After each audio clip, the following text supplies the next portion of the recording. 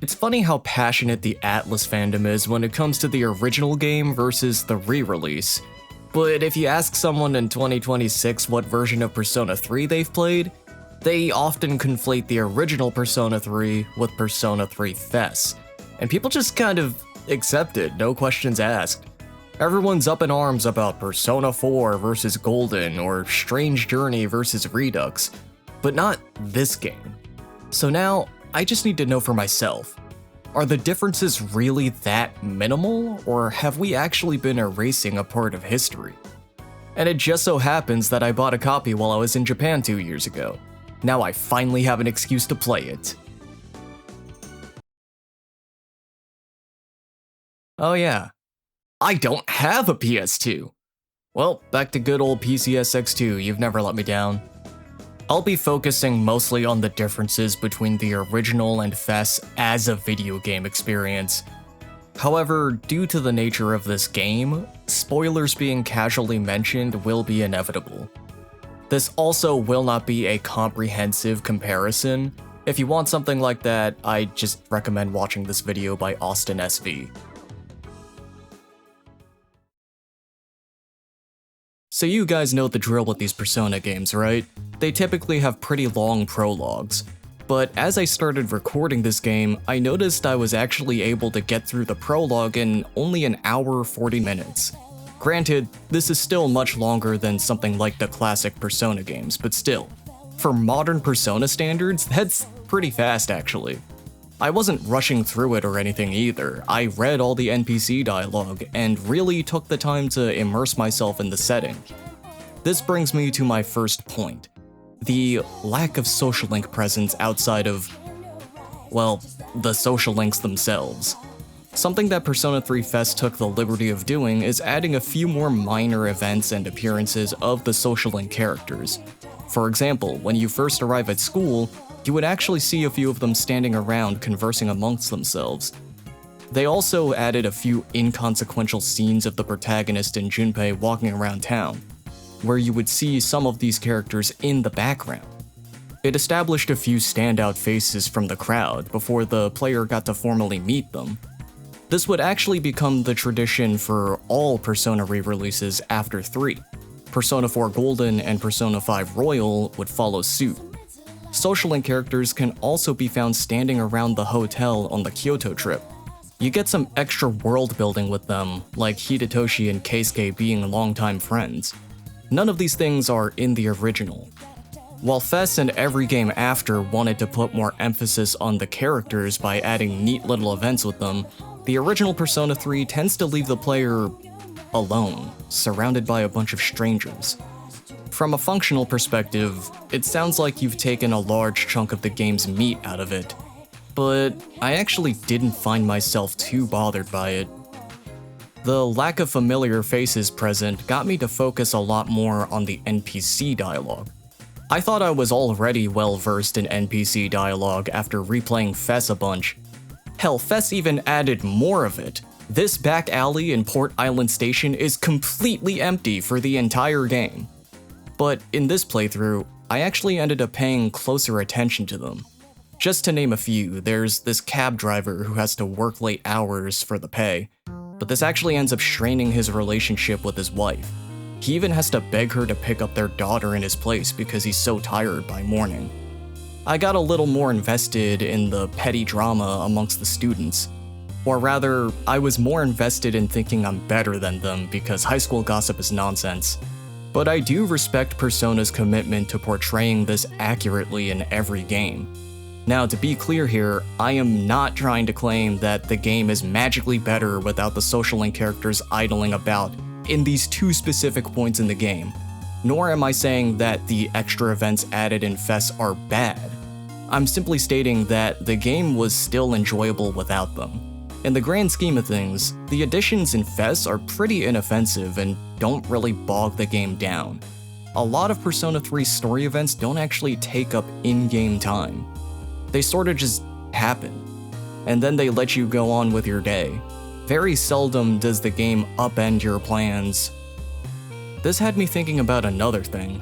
Before working on this video, I never really understood why I find it so much easier to commit to fully replaying Persona 3, compared to Persona 5, for instance.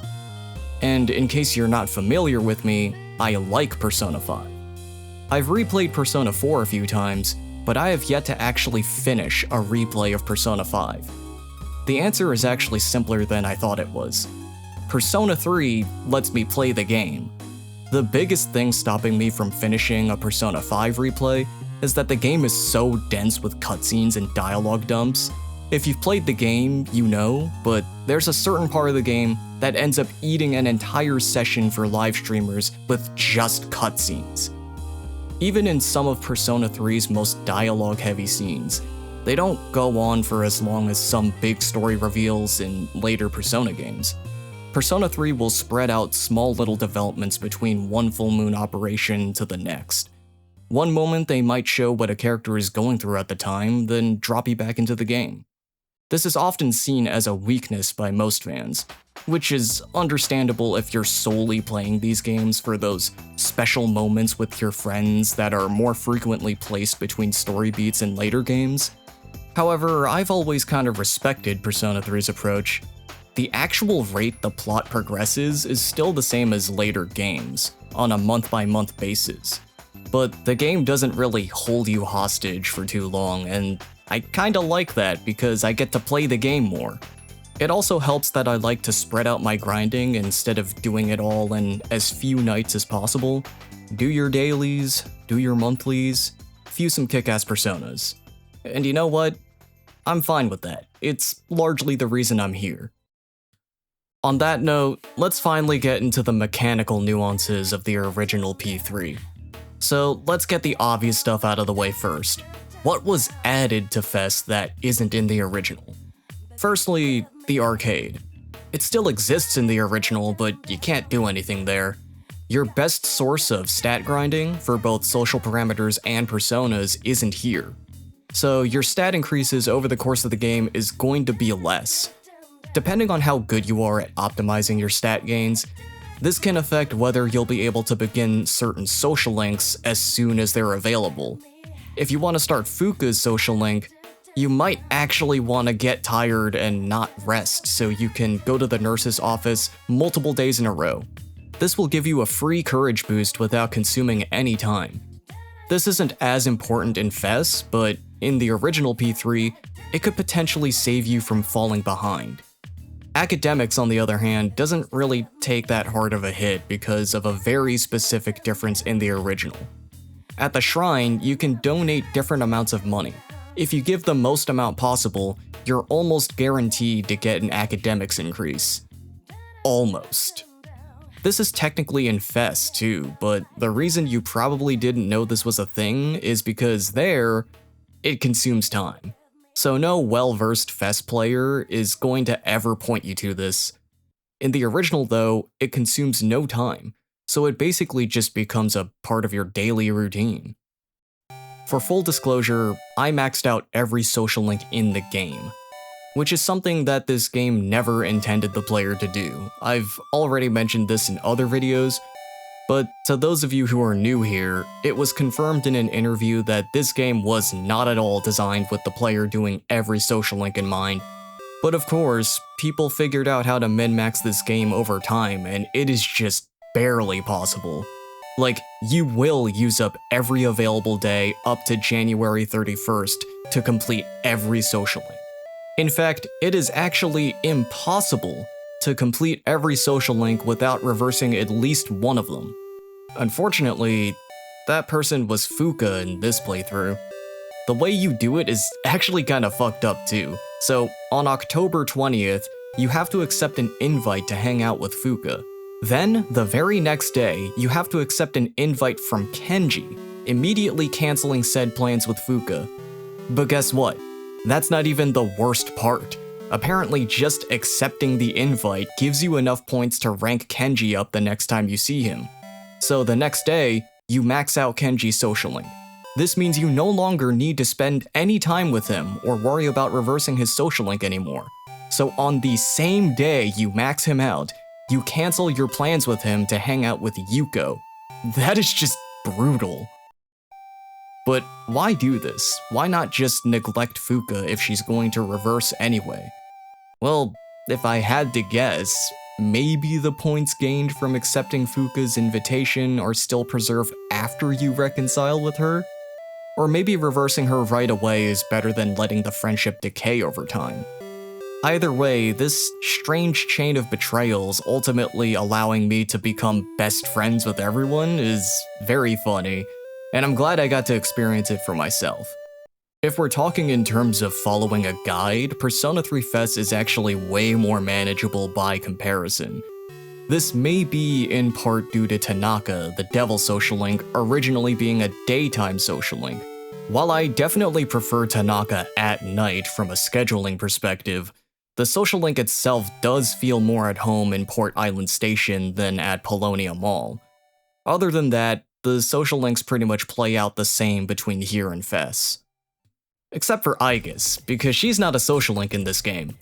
But you know, I think I kind of prefer Aigis as a supporting character, rather than a last-minute potential love interest for the player. I actually appreciate Aigis' character arc in the story more after playing the original Persona 3. I like the subtlety of her becoming less and less robotic every time you talk to her in that classroom. Her social link just kinda bloats that character arc and overstates the final stage of her growth. It kinda changes the way I view the ending of this game too. Instead of having the protagonist spend his last moments with one of the human characters, you know, someone you could actually relate to more, the story makes a bold move and has Aigis be that person. And she goes on her long speech about finally having a purpose in life instead of a directive. You start to think, wow, she really is a person now. I feel happy for her. It kinda feels jarring going from that to, Leader, do you think that cat died happy? Do you think she enjoyed living? I don't know. It also kind of reframes the way I view Aigis' role as the protagonist in the answer. Coming off the back of a vanilla P3 run, it feels like starting over on a clean slate with this robot who only fully realized her own humanity recently. She has the most potential and thus becomes the best choice. Not because the former protagonist touched her robot parts. But the social link stuff doesn't just exist in a vacuum, it does affect the turn-based combat side of things as well.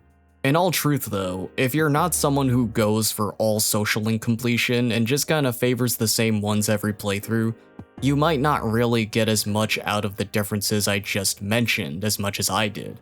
I don't normally recommend following a scheduling guide for a first playthrough, but if you're someone who has played FES already, it might be the best way to get the most out of the vanilla game. The guide I followed by Penguin Knight doesn't max out most of the best arcanas until the very end of the game. To give you an idea, you don't max out the Magician Arcana until late October. And any other arcana with the better personas in the game? January. I'm not joking. The first arcanas you max out in this game are Hermit and Hanged Man. In August. You'll be relying way more on generic personas than the special max arcana rank personas. You'll also get way more mileage out of growth passives to gain the XP needed to gain better skills. Another factor that kinda threw me in for a twist is the level differences between personas in this game versus FES. Some of the persona changes between P3 and P3 FES are even more drastic than between games like Persona 4 and Persona 4 Golden. They can range from just minor skill changes to level differences to complete overhauls in affinities and skill sets. For example, Succubus is level 52 in this version, which means I can't fuse her around the usual point in the game I do. And even then, my devil rank isn't maxed out like it usually is at this point either. 3 of the 4 god beasts have had their elemental specialties changed completely. Maybe they did it to balance out elemental diversity, or maybe they just wanted each one to have their own. One less thing you can do with your personas, which ties into another mechanic I want to talk about, is the weapons. Weapon fusion doesn't exist yet. This leaves a lot less variety to work with in terms of secondary effects. No insane boosts to your stats or giving yourself resistance to a specific ailment for a boss. However, this doesn't diminish the value of the protagonist's weapon versatility. They still play a crucial role in how you approach enemies on the field. And if you're someone like me who prefers to just use a basic attack to exploit physical weaknesses, they're still extremely nice to have. Not having weapon fusion also slightly gives more value to buying generic weapons from the police station. Looks like Kurosawa is back in business. And I guess the last thing I'll mention on the equipment side of things is the lack of costumes.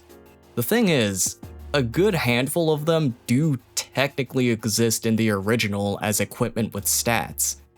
The characters even still react to being forced to wear them, they just aren't cosmetic whatsoever.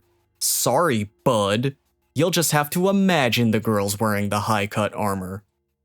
In all the discussion online about which version of Persona games you should be playing, it's a very common sentiment that the version with the least amount of features is by default the worst and not worth playing. It's easy to see why someone would think that. For example, weapon fusion is one of my favorite mechanics from P3FS. While the protagonist has always been able to change his attack type with his weapon versatility, the other characters can't under normal circumstances. However, certain personas can yield weapon fusions that allow the player to change their attack properties while staying within that character's weapon type. Elemental weapons do wonders in either doubling down on a character's signature element or making them more versatile with more coverage for enemy weaknesses. A version of a game you've played without your favorite features doesn't sound particularly enjoyable, so why bother? Well, that actually brings me to one of the reasons I played this game for this video. I wasn't expecting the game itself to change all too much, but I was curious how much the way I played the game would change with the features I'm usually dependent on stripped from me. I believe people already do this with video games. I think they're called challenge runs or something. But the thing about those is that they usually entail stripping the player of way more than the things I just mentioned, like all the fun. And really, it would be stupid to do a challenge run like, can I beat Persona 3 FES without the FES features? When I can just play the version of the game without the FES features. While I much prefer having the new features, being held back by the limitations of the original did make this playthrough feel more fresh. And while removing layers of depth is not something I condone in newer games, going back to an older game to peel back some of those layers and engage more with the ones you didn't give as much attention to is always a good way to get more enjoyment out of a game. On top of the restraints of the game itself, I also went out of my way to make changes in the way I play to really get the most out of it. In all truth, it's been a while since I've used all the party members in a playthrough on PS2. I usually lock in with Yukari, Akihiko, and Mitsuru as soon as I can. It's how I went about my low-level run of FES too. For this playthrough, I tried using all the characters as equally as I could. This did result in me needing to grind on occasion to keep everyone caught up, but it was a pretty cozy way to spend my downtime. I made a whole video on how grinding is actually kind of okay in some games, and I consider this game to be one of them. I got to refamiliarize myself with each character's strong points and getting inside their heads. Learning how each party member's AI operates and how to direct them is honestly part of the fun for me. I gained a greater appreciation for physical skills thanks to using Junpei more. While relying on crits usually isn't great for full moon operations, they're still great for normal encounters and even some Tartarus Guardians. Aigis, on the other hand, is stuck with Fatal End and Heatwave for the majority of the game, so this playthrough kind of just affirmed my bias about her falling off hard late game. Koromaru not having Tsukukaja in the original definitely hurts his utility, especially in bosses, but I even found more appreciation for him in normal encounters. Ken is still the same jack-of-all-trades, master of none. Still find him to be a very underrated party member. All in all though, I'd still say the magic user trio is still the best party lineup in most situations, thanks to element boost and amp accessories.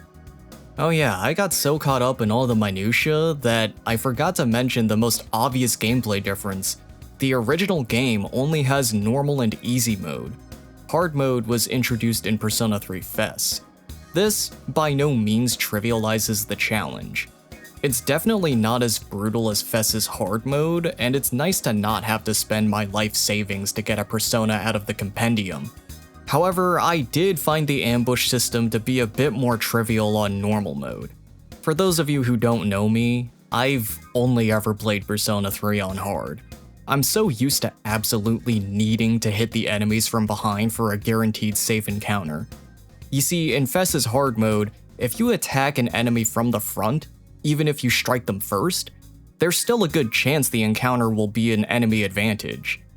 On normal mode, you can get away with all neutral encounters as long as the enemy doesn't catch you at a bad time. I still got a game over here and there because the game does still put up a good resistance, but I will say this is probably what I consider the most comfortable difficulty for Persona 3. If you've played a Megami Tensei game before, you can definitely handle it. But of course, there's never any shame in picking easy mode. If computer party members and the stamina system sound daunting, I would rather much newcomers just play the game on easy mode than just modding those parts of the game out.